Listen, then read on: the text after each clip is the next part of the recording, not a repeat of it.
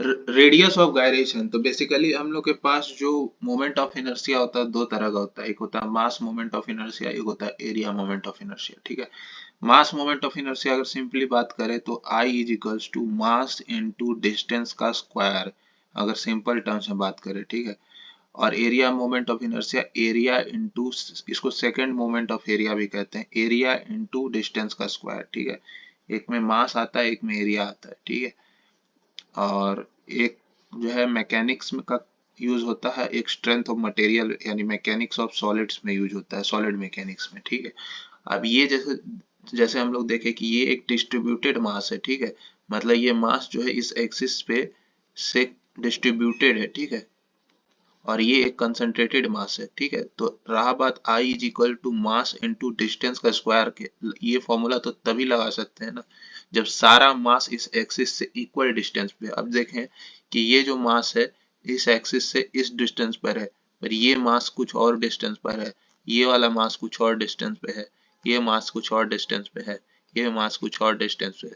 तो यहाँ हम लोग को इंटीग्रेशन करना पड़ेगा। ठीक है, और रेडियस ऑफ गायरेशन का कॉन्सेप्ट क्या है कि इसी एक्सिस के अबाउट जो मोमेंट ऑफ इनर्शिया इंटीग्रेशन करके आया है, लेट सपोज कि ये डिस्क है और इसका मोमेंट ऑफ इनर्शिया आया mr²/2, तो सेम मोमेंट ऑफ इनर्शिया जो है इसी एक्सिस के अबाउट हम लोग कितना दूर एक, ये जो डिस्ट्रीब्यूटेड मास है इसको अगर हम लोग एक पॉइंट मास में कन्वर्ट कर दें तो इस एक्सिस से कितना दूर उस पॉइंट मास को रखें कि सेम मोमेंट ऑफ इनर्शिया वो दे दे। ठीक है, इसी एक्सिस से कितना दूर उस पॉइंट मास को रखें कि सेम मोमेंट ऑफ इनर्शिया ये दे दे। ठीक है, तो I is equal to M K square where K is the radius of gyration, K बराबर root under I by M. वही same concept area moment of inertia का भी है।